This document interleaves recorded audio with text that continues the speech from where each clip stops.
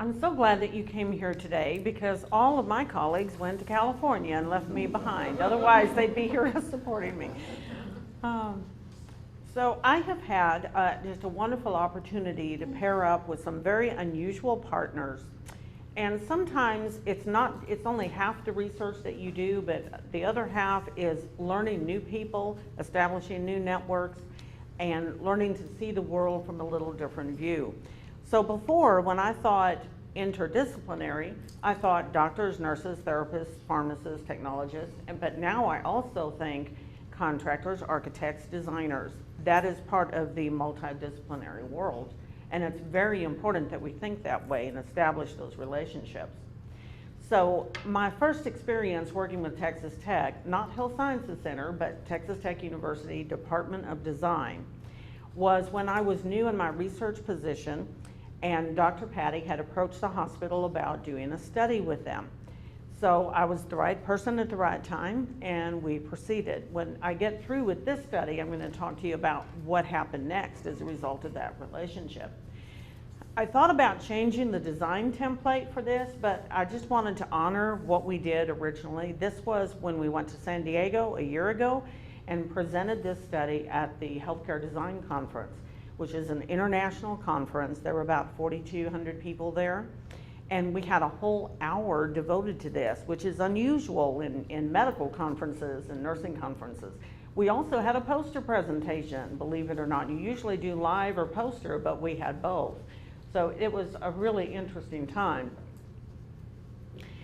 So Dr. Patti always comes up with nice titles, so it looks really good on the program when people are trying to select our breakout sessions. The actual name of the study that we did was Examining the Clinical and Behavioral Impacts of Exposure to Photographic Sky Compositions Among Medical Surgical Patients. But in the program, it said, In the Lap of Nature, Benefits of Nature Stimulus in Patient Room Ceilings. So we actually were a team that presented this. Dr. Patti was the professor from Texas Tech. Shabu Valapur was a doctoral student with Dr. Patti, and we've kind of been the trio that's been working on all this stuff ever since then. Shabu was a wonderful person. She is from Iran. And I thought that Dr. Patti was going to be able to join us today, but he is getting ready to go to Washington, D.C. because our next study is being presented. And he just couldn't make it here today. But this is Dr. Patti, and he has quite an esteemed background as well. He's a mover and shaker, I have found out. And the moment we gave this presentation in San Diego, there were people already working with him to get the next studies going. So he's quite well known in his area and has some of the same background that you have, now that I've heard that. All right, this is us in San Diego, and that picture of the bay there, that's what I saw outside of my hotel window when I was there. I thought, oh, poor me, I'm gonna have to grade papers. I can't do any sightseeing. And then I saw that was looking out my hotel window. I thought, well, maybe that's not so bad. And so you see Dr. Patti there, and also this is Shabu. Now, there was another study done before we did this particular study where we did the scientific evidence to show if what parts of the brain were activated when you were looking at positive images or nature scenery, what activated in the brain. And so that study found it uniquely activated, the sky compositions uniquely activated the regions associated with expansion of space and motion, and also dreaming when compared to conventional ceilings. So once that study was done, then it made you wonder, is there an impact for hospitals in patients? Could it actually alter their ability to handle stress and anxiety? So the objective was, the logical follow-up question was whether these had any implications for actual patients in the hospital. And we just wanted to examine the impact. We didn't know what we were going to find. We were hoping we could get enough of a sample size and gather enough data that we would really be able to support the hypothesis. You think intuitively people would like that, they would benefit from it, but naturally you have to gather the data to prove your point or to substantiate your hypothesis. So you can see those pictures below. This is what the sky ceiling looks like.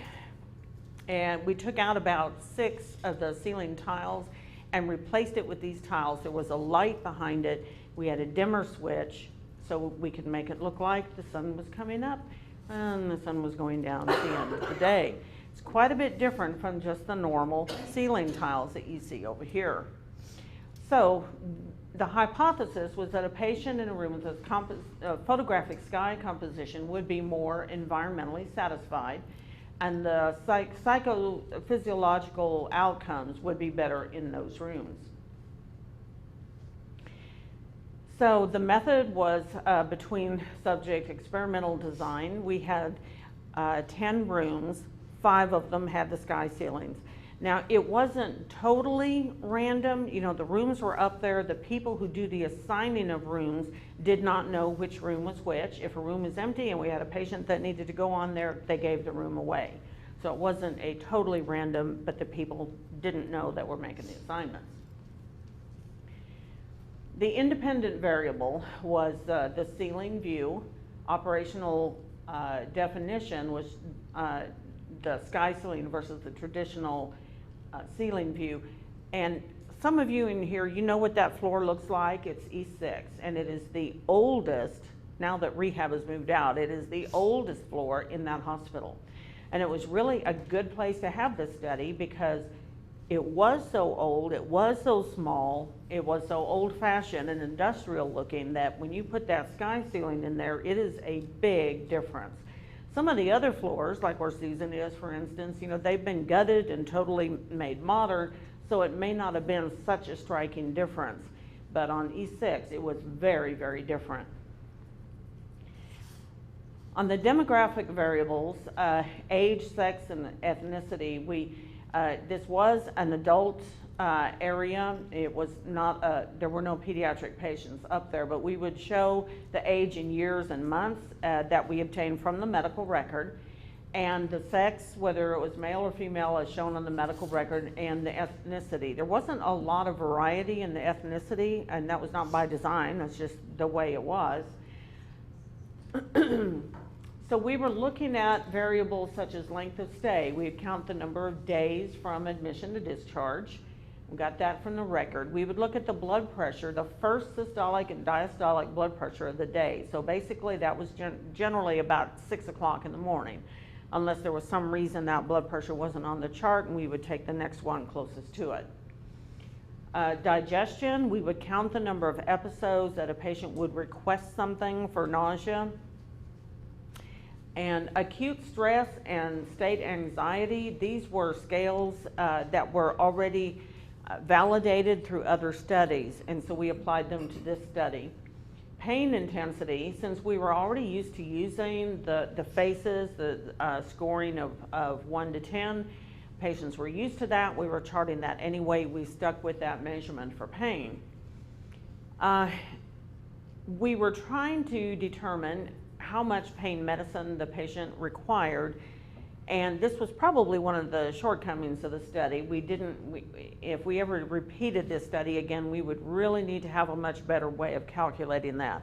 We counted every time the patient requested medicine. If they perceived they had enough pain that they needed to have medicine, whether they pushed the button on the PCA pump or they asked for a Tylenol for a headache or whatever, that was one incident.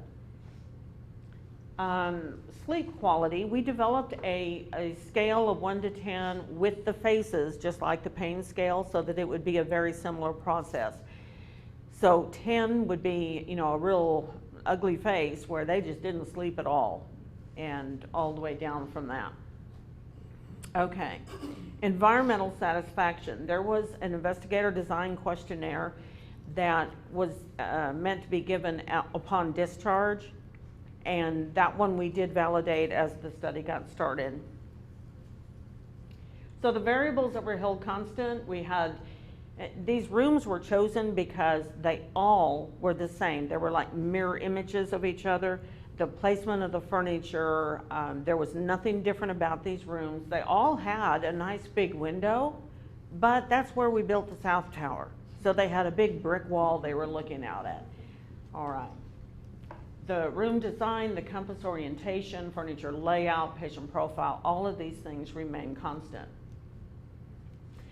Now, you all are probably familiar with this floor, but of course we had to present this in San Diego, describing what kind of hospital it was, what kind of facility, what kind of a unit it was, showing where the nurse manager was, where the nurse's station was, medication room, etc. I don't think I really need to show you that so much. So this is showing you where the control rooms were and where the experimental rooms were. Actually, Sky Factory donated the sky ceilings for this. They shipped us the sky ceilings. We had to install them, and we were allowed to keep them afterwards. We would have to do any replacement or moving ourselves, but that was a really nice thing. We got to keep them when the study was over. So our facilities people installed them. Now you see how it's alternating blue, green. So the blue is the experimental rooms. They had the sky ceilings. The green did not. So you see there's a pairing of rooms, mirror images of each other. Now some of them are close to the nurse's station and some of them are farther away. We didn't want how close you are to the nurse's station and the noise and everything to be a big factor. We wanted it to be spread out a little bit. Now one thing we did find is that when you have two charge nurses, this is not how they divide up the patients. You see how most of those are on one side. So they kind of figured this out on their own. They would split up the patients, but for the purpose of the study and the consents that we had to give and everything, they split evenly on the patients that they had to see. So this is how the room is set up. As you see, the sky ceiling is directly over the bed. And that is because when you're laying in there, instead of having to turn your head to look out the window, most of the time you're looking up. And it's kind of nice if you don't just have to look at that stop, call, don't fall tile. You know, that is the ugliest thing. It's necessary, but it's not too nice to look at. So having this right over the bed provided a nice view. And it's a pretty big ceiling too. It covers almost the length of the bed, the length and the width of the bed. So in that room, there's a chair here. This is where the window was, and some people would have a couch there or a roll-away bed. Your sink, your counter, the bedside table, and here was the bathroom area. All right, identical on both. All right, we were planning to have quite a bit more, quite a larger sample size when we started, and I'm going to explain why we ended up with 181. There were 181 patients randomly assigned to these rooms. The exclusion criteria really was only two. You had to not be cognitively impaired because this was a self-reporting. You know, how do you feel? We are surveying the patient. How did you sleep last night? What's the quality of your pain? How much stress do you feel? So if you're cognitively impaired, you can't really make that determination. So that was the major exclusion criteria. Now blind patients, and this only really happened one time that we had a blind patient, but if you can't see that light over your bed, you can't really make that determination either.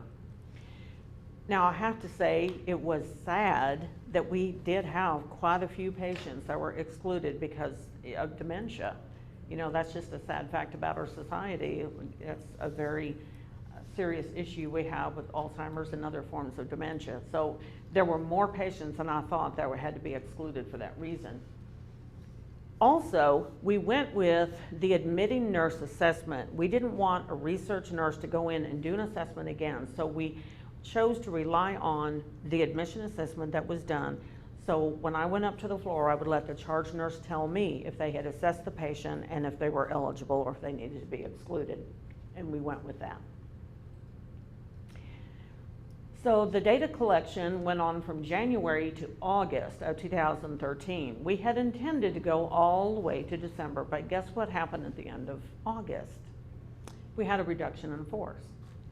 So my job was eliminated, a bunch of other people's jobs were eliminated, and we went live with Meditech. And there was literally no one who could step in at that point and take over the study. So we had to decide if we had enough data to terminate the study at that point and analyze our data. And that was why we didn't go to the end of the year. Now looking back, I think it was a pretty ambitious study to do something that involved hospital staff and researcher for a whole year. that was probably pretty ambitious. So the procedure was to do an informed consent. And you had to actually go through a night, see how you slept before you did the survey. So when the patient was there the night before, the idea was that the charge nurse would get the informed consent the night before. And then in the morning, they would be ready for us to go by and do the surveys. So the informed consent was actually very short. We did take it through the IRB and got an expedited review because we weren't doing any kind of invasive study. It was very simple, but we had to go through that. A daily survey package was completed by the patient during their stay between 8 and 10. We didn't want to wait much longer than 10 because then things start happening. Maybe you wake up and things are okay, but now you're going to x-ray and they tried to stick you 3 times and couldn't get blood. I mean, you can just imagine all the stuff that could happen. And now you're not so happy anymore, so that's not a good time to do a survey about your stress level. Okay. But we wanted the patient to be awake. You know, we didn't want to go in and wake up a patient to take it. We didn't want to interfere with their breakfast if they were eating, because all these things are going to cause stress too. And you don't want to cause stress when you're trying to evaluate how you feel about your stress level. So sometimes I would pass by a patient because they were eating, go to the next one, and I'd have to come back. A discharge survey package was completed by the patient when leaving, and this was basically talking about their room, the lighting, the fixtures, the pictures, their level of satisfaction with that sort of thing. This proved to be a little more difficult than we thought because it wasn't just the nurses on the floor, it was the dismissal nurses that were doing that whole dismissal process too. And we had to work out how we were going to fine-tune that process so the dismissal nurses would know who are the study patients, you know, who's eligible, who was excluded, who was refused, you know, who do they need to do this final survey on. So we had to do some fine-tuning with that. And then the stuff about pain medication and blood pressure and length of stay, I had to go back into their record after the fact and gather that data. So here are the tools that we used. Once they were consented, and you know, most of the time people did want to do it unless they just didn't understand, and maybe there was enough of a language barrier that we could never really cross well enough, and that was okay. No problem. We went on.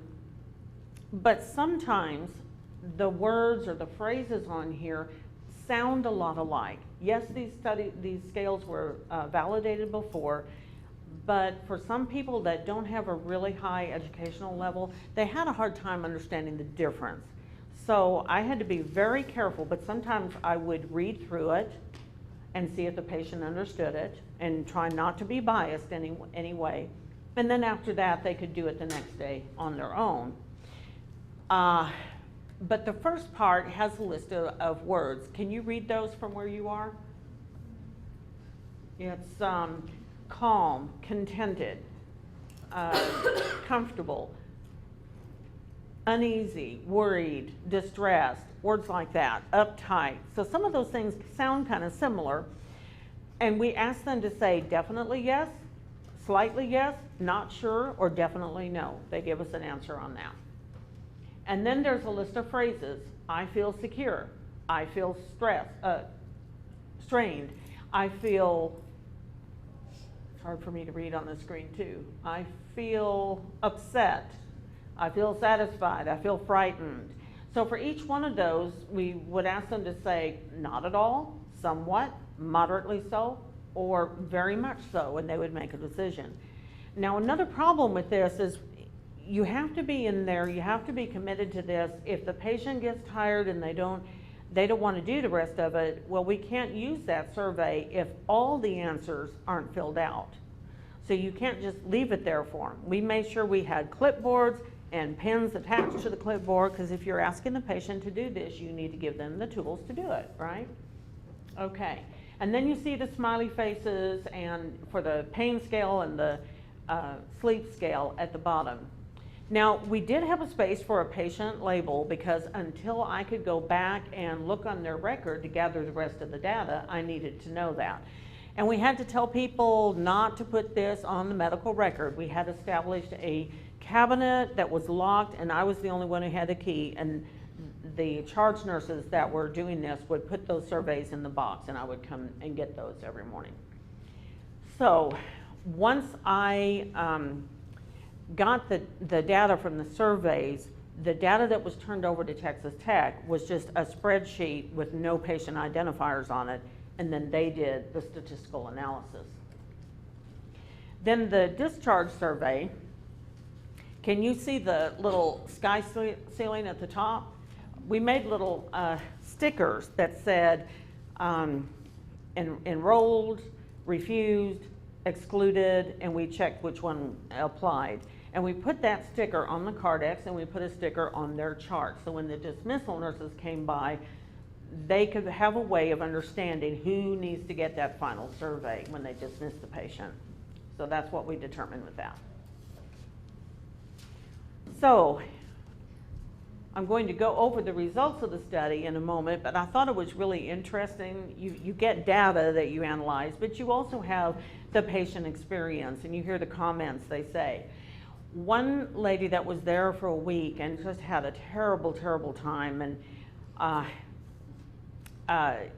she just didn't know if she was going to make it or not. And by the time she finished and she was ready to be dismissed, and I did the final survey, she told me that that ceiling was just wonderful. It made her feel like she was with God.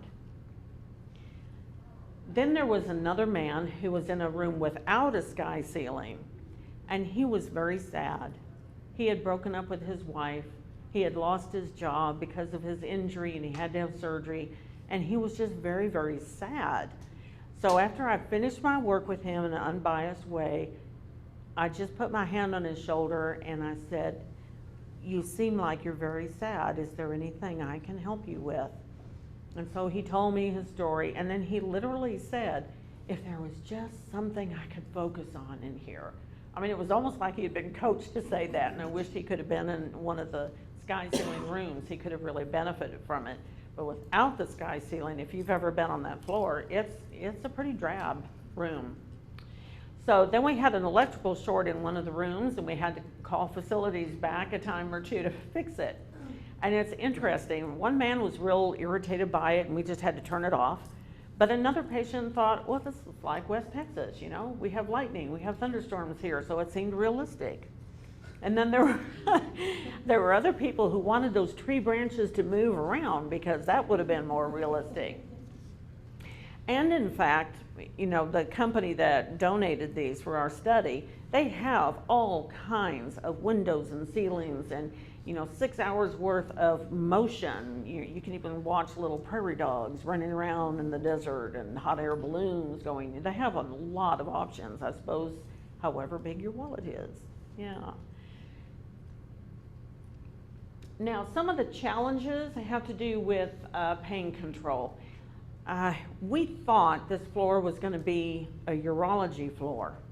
It turned out, as happens so often in time, it turned out to be a broad med-surg floor. And we had everything from a young person who just had to stay overnight for observation after having a surgical procedure, and then they were out of there, all the way to stage 4 lung cancer, and they were there for 4 weeks. I mean, it was everything under the sun, which made this quite a challenge. We hoped that we would have enough sample size that, you know, they were going equally to the control room, the experimental room, that would balance out. But it really was a challenge. Pain control, well, there's a big difference in a Dilaudid PCA pump and a little Tylenol for a headache. And that really needs to be defined much better. And I think that we just had a broader range of that than we thought we were going to have, and we didn't really define that well enough. So if we ever did this again, we'd have to really figure out how to measure that better. Administration of the survey, do you wake the patient? Do you interrupt their breakfast? Sometimes the doctor would come in and, you know, done here, had to step out. There were issues about staff versus research coordinator doing the work. We wanted to involve the staff, and they were ready to go. They were excited. They wanted to do this. But what happens is, after a period of time, you know, it's a little more ambitious than they thought. And if one charge nurse calls in sick and there's nobody to relieve them, you think they're going to continue working on the study when they got the whole floor they're trying to charge on now. So it was a challenge getting the work done and having the people at night do the consents. So I was spending probably 3 hours a day up there in trying to make sure that this always got done. It was just kind of ambitious. Patient diagnosis and acuity variations, it just was all over the map. We probably would have had stronger results if we had really had apples to apples, and we didn't here. But things evolve, and we still ended up getting some good data. So on the data analysis, we did descriptive statistics to compare experimental and control group subjects, identify potential problems and outliers. All the data analysis was done at Texas Tech, Dr. Patti and Shabu and some other graduate students. A series of bivariate correlation analysis to assess the quality of the data, a series of independent sample t-tests to identify significant differences, and tabulating the magnitude of difference for those variables in which statistically significant differences were identified. As far as the ethnicity and the gender and the age, there really weren't significant differences there. We did find that the patients, out of all the things that we studied, we found that the patients with the overall data and after we had to make adjustments for some real severe outliers, either way, we found that the patients did have statistically significant improvement in their ability to reduce stress and handle anxiety. That did come out. And those were the main things that we're trying to measure. The other stuff with the length of stay and the blood pressure, I mean, they were too much affected by the difference in the diagnoses and acuity levels. Subjects in the control condition demonstrated better outcomes in length of stay, BP, systolic, pain medication, sleep medication, and sleep quality. This was a deviation from what we had hypothesized. But it was determined that there was a small sicker group within that control group, and that really wasn't related so much to the sky ceiling, but it was that variation in the acuity level that was upsetting the balance. Controlling patient acuity, adjusting for medication use, or removing from analysis patients who self-requested additional medication as an indicator of patient acuity. So even when we adjusted for those outliers, we still had the acute stress and anxiety level was managed better in the patients with the sky ceilings. So other than systolic blood pressure, the direction of association of all other outcomes conform to the hypothesized direction. The two key outcomes that really exhibited significant differences in both rounds of analysis was the acute stress and anxiety. Although for the entire sample, environmental satisfaction showed difference, once we adjusted for patient acuity, we lost the power of that particular measure. And here's why. Out of all the things we did, that discharge survey was the most frequently missed item. Partly because there were too many people doing the dismissal and it was too hard to maintain that control and make sure everyone got that done. And sometimes the patients were discharged in a hurry and they just left that off. There were a variety of reasons. But that's, this was a good example of how when you commit to do research, you have got to follow the protocol all the way through. Because once we made these adjustments, that particular factor lost its strength because there were too many of them that we had missed. Another factor I think we would do differently is the interpreter business. You know how you can't just use somebody who speaks that same language, you got to get an official interpreter. And I wasted time trying to find someone who was a Spanish interpreter. We should have those all over the hospital, but by the time I could find one, that patient was already gone. So I think that if we did this again, we probably just need to pick up the phone and use that method of finding an interpreter real quick and take care of that. What's the name of that? Pacific. Yeah, Pacific. So the mean acute stress was 53.4% lower in the experimental group than in the control group. So that's significant. The mean anxiety level was 35% lower in the experimental group. The mean environmental satisfaction level was 12.4% higher in the experimental group. So the maximum impact of sky compositions were observed in the acute stress and anxiety realm, followed by the environmental satisfaction, but we lost the power of that statistic once we adjusted for the acuity. So, nature access. In previous studies, we showed that exposure to nature can elicit recovery from stress. And we generally focus on nature imagery, but when you know, we can't all be at the Lakeside campus looking out on the lake and the trees and the kids playing and all that, right? And so even if you have that kind of view, you know, eventually we're going to build a building there and now you got a brick wall again. Or maybe you're on a floor so high that you have to actually look out there to see anything. You know, it's just too high and you're laying in the bed. And so there are challenges to utilizing an actual nature scene. So by using the sky ceiling that was over the bed, we got maximum exposure.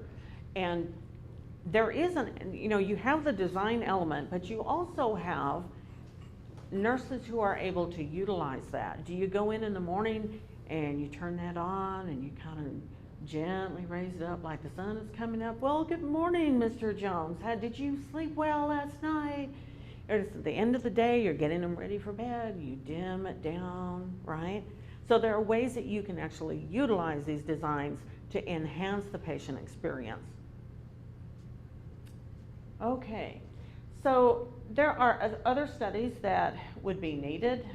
This was a very interesting way to start out. Now I want to tell you about, we talked in our Government Affairs Committee about how when we do these research brown bags that we need to relate it to policy.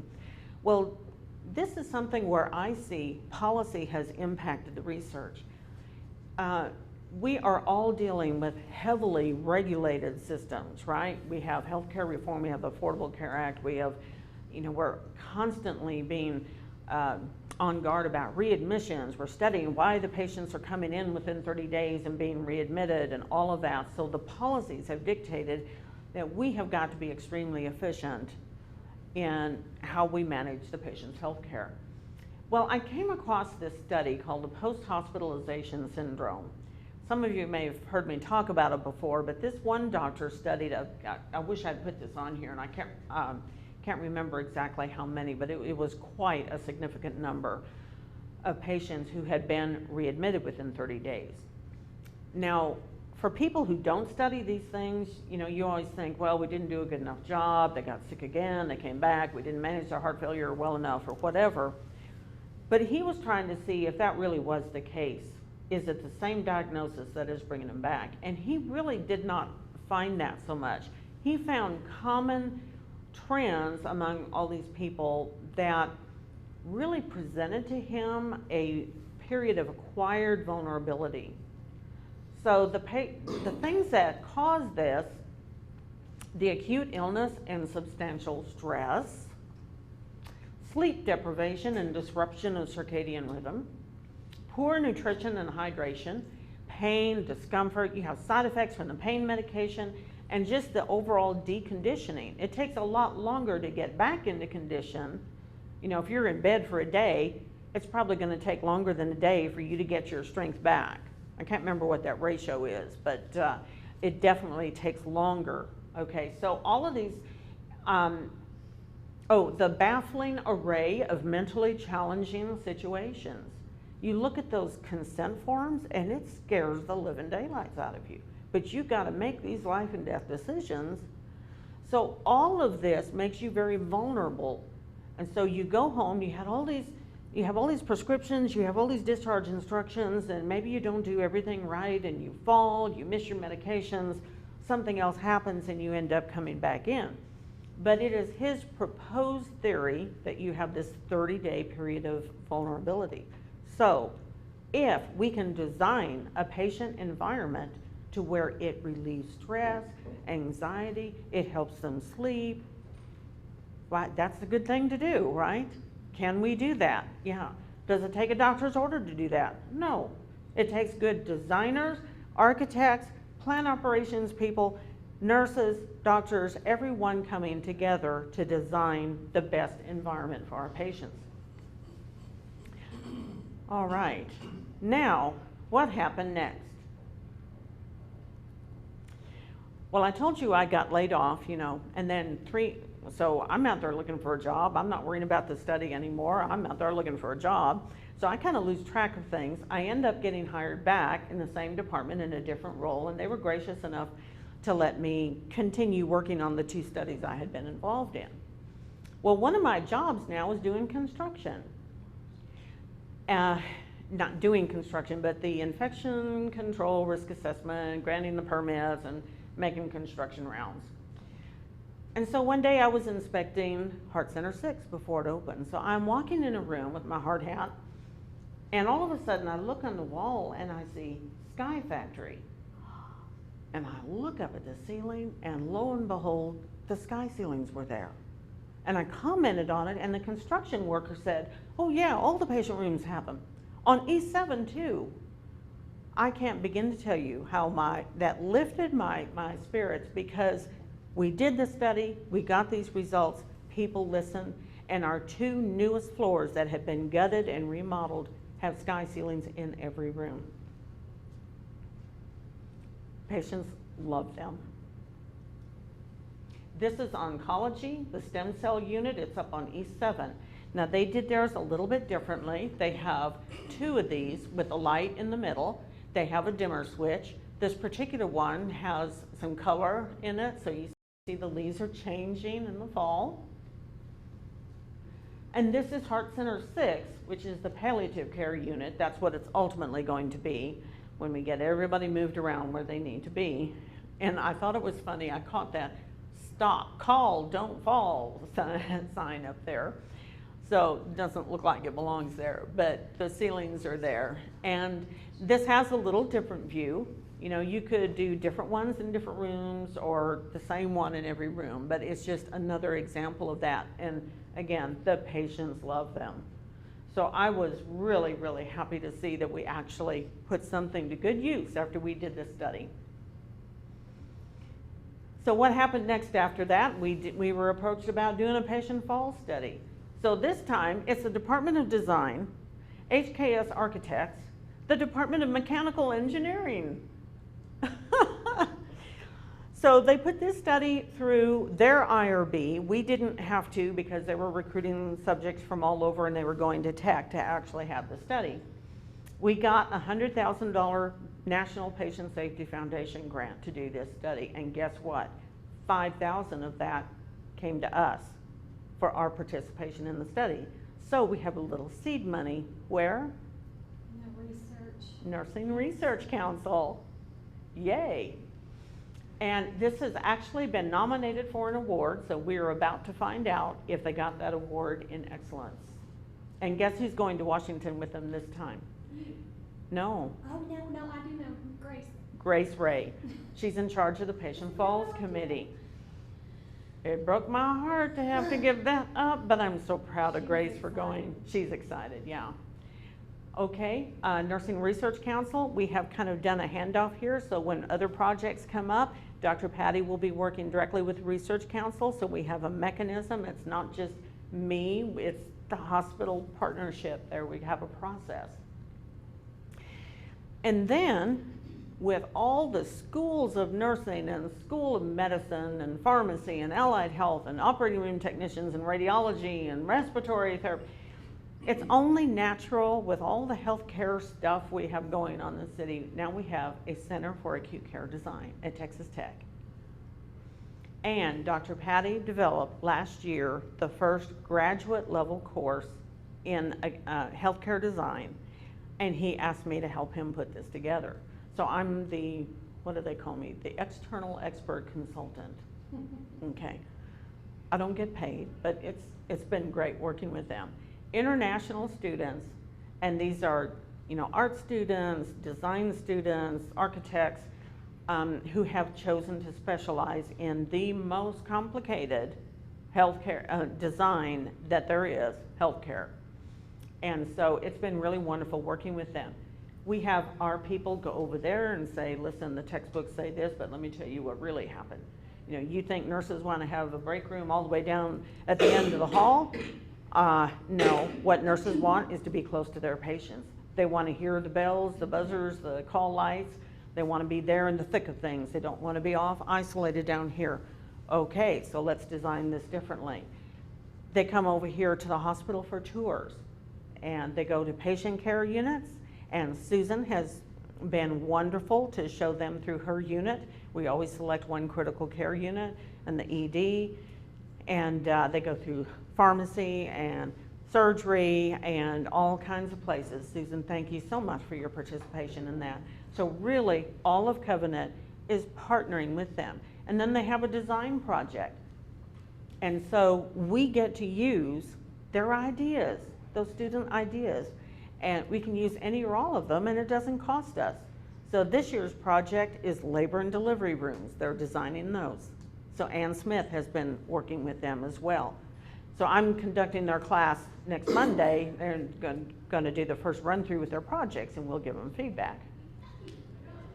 So I think it has been a wonderful partnership. It has opened my eyes to a lot of things, and my whole career has taken a different focus. I thought I would go to my grave being a cardiology nurse, but now I'm quality, I'm Lucy-Doc, I'm infection prevention. I go everywhere with my hard hat, which gets a lot of attention. Doesn't go with my fancy teacup and saucer, but it's been good. And so those are our results. It's been a wonderful experience, and I would love to hear what you have to say, Wilbur.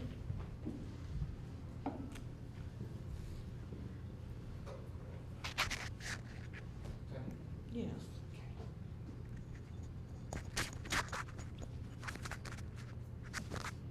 Thank you.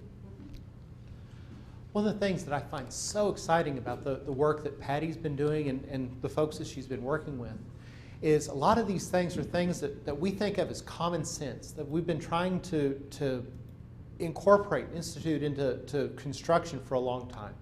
Everyone knows that they feel better on a sunny day. They know that when we have this week long of dreary, overcast days, we all feel depressed. There's even medical conditions we call, seasonal affective disorders, because we just need sunlight. We need the environment around us. One of the things that the lead AP that you see that we shared the credentials on, what that does is it takes and tries to incorporate the environment as much into our daily lives as possible. We already know there's research out there that test scores go up if we have natural light in a classroom. We know that productivity goes up if we have natural lighting and outside views in an office building. Some of the criteria we have to design to is a certain percentage of outside lighting and views. So it only makes sense that in the medical field this would also apply. So it's so exciting to be able to see that there's now this evidence, and now there's practice pointing this in the, pointing construction and pointing designers in this direction of how do we incorporate the great outdoors into such a way that we can enjoy it, that it makes us feel better. I kind of laughed when I first heard about your study, because we have a secretary here on campus that we took the diffusers out of her ceilings, or out of her light fixtures in her office.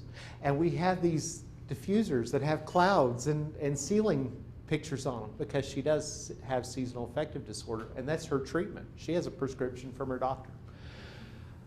This is just a good first step. There's so many things we're learning, we're expanding, we're trying to incorporate this in every facet of our lives, and it's very nice to see this at this point. You go into the hospital and you don't feel like you're sealed up in a box.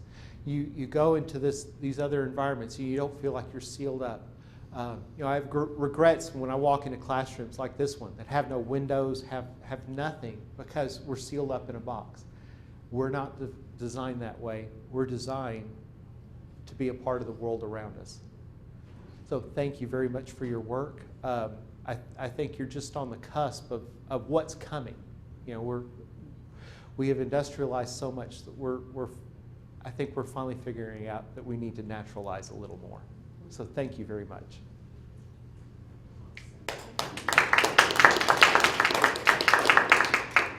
Questions from the audience for our speakers?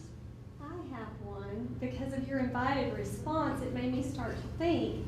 At Covenant, the talk is that they're going to move all of the administrative offices and the people that are in the offices that'll be displaced because of construction down into the basement. And so I have this fear that my office could move there, since my office will be destroyed soon.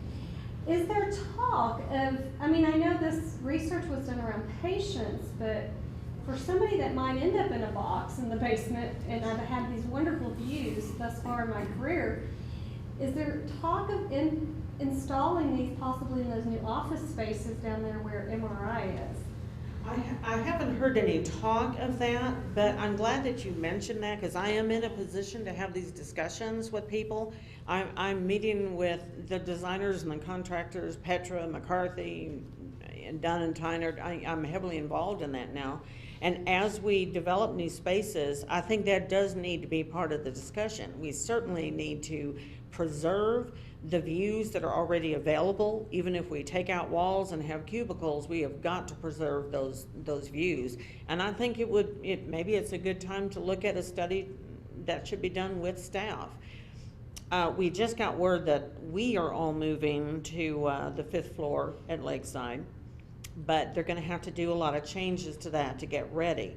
I don't know what that means. I don't know who's taken over our area, if that's the C-suite people or what.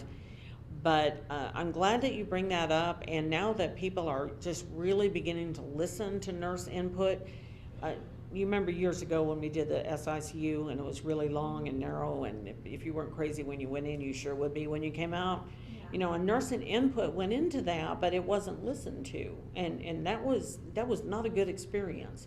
Now where Susan is now, we've been getting nursing input, and every floor that's remodeled, we learn from it, and the next floor is able to put in their changes.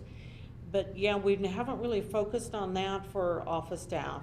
And I can see, as he said, there's studies that showed increases productivity and workforce satisfaction. So those would be key to me. If you're going to be putting a bunch of us down into a basement environment, to somehow try to make our work environment as naturalized as possible. Jamie, it wouldn't be hard at all to talk Dr. Patti into doing a study. Believe me.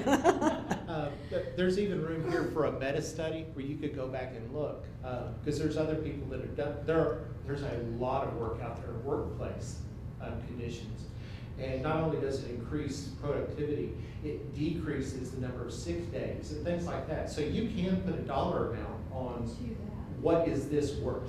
And that'll help. Yeah, and it always helps if you can go to, if you can go to the guy with the checkbook and say, I know this costs another $2,000, but you're going to save $20,000.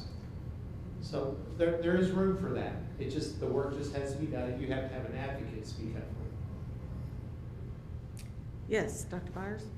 I know that your exclusion group, demented people, dementia, Alzheimer's, it seems like this idea, and maybe you thought about it, could be a tool to really help them, not for research, but to something that, I don't know if you would get data on that because they can't respond, but Right. Would it be a good tool to help keep the cycle of?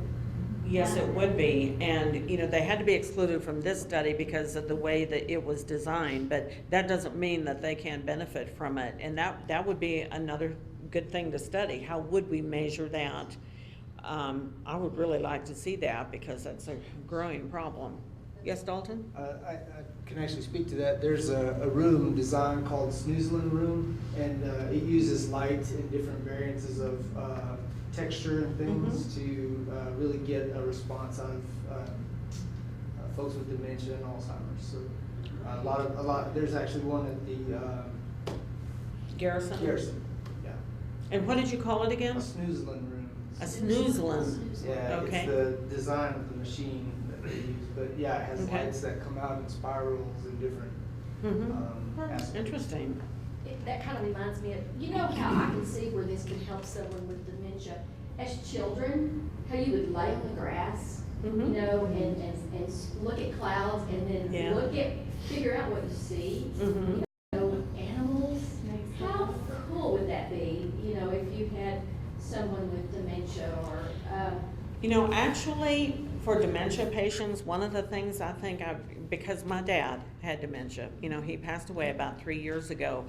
And when I went to the Sky Factory website and I looked at all the different kinds of things they had available, and they really had these windows where it would have 6 hours worth of video. And one of them was kind of a desert scene. And I thought, well, that's no big deal. And then I wondered, what is that moving around there? And it was prairie dogs. And I thought, my dad would have looked at that for a long time. That would have kept him occupied. And I think that's probably one of the things that would be significant for patients with dementia is that they would need movement. Yeah, there's a lot of research around the snoozling devices. Okay. I was privileged to work there for just a I short would period want of time. Wow. Yeah, it was textures and movement and lights, specific lighting. It has a big impact on their health. And also this speaks a lot to the incorporation of Gestalt into in nursing and our incorporation into you know, our healthcare environment and whatnot. So Google and Apple have pioneered like the alternate workplace, how they see huge benefits from people in these sort of fun environments where you have like, you know, adults sliding down slides to go to their lunch break and, you know, go out and eat in the open bench area. And Yeah. that sort of thing. And even swings and teeter-totters or seesaws or whatever, you know, from and how productive their work environment has been. So yeah, I really commend you and where you've gone and where this is going. And I have a whole bunch more ideas Yeah. now. Oh, yeah, Yes. this is just the start. You Yeah. know, we forget what it's like to be children. Yeah. And a lot of times that's our happiest and healthiest I am time a of our certified life. laughter yoga leader. I access my inner child all the time. You know, something else that I just had to think about while y'all were talking is not just scenery outdoors, but even some clips of funny things, you know, laughter, how that can boost endorphins, and you know, how if we just see something funny, how we just break out laughing. And you know, for those people that enjoy that, I mean, I would love to see stuff like that because I love laughing, but how beneficial that is for someone's health. There is so much that we can do, and you know, it's really a funding issue in many cases. How much can we spend? How much are they willing to spend? So that dollar amount, when you can show studies have already been done, it costs this, but it'll, you know, save you this much more. That's what we have to do, is really be able to make that case. I'm even thinking of the smell, like smell Uh-huh. of rain or just taking me all kinds of places. One of the things that has surprised me in the last few years as I've really gotten involved in this is how much of an accountant I've had to become, how much of a research, just to be able to go and pull these numbers out of other studies and say, I know it's expensive, but it's worth every penny. We need to do it because it's the right thing to do and it's the expedient thing to do. Which they've learned there while remodeling those floors. And hopefully they'll learn before getting to the offices in the basement. I hope so too. Oh, I understand your angst. I've had some good views over the years. Yeah. Maybe they'll at least have scratch and sniffs. Thank you both.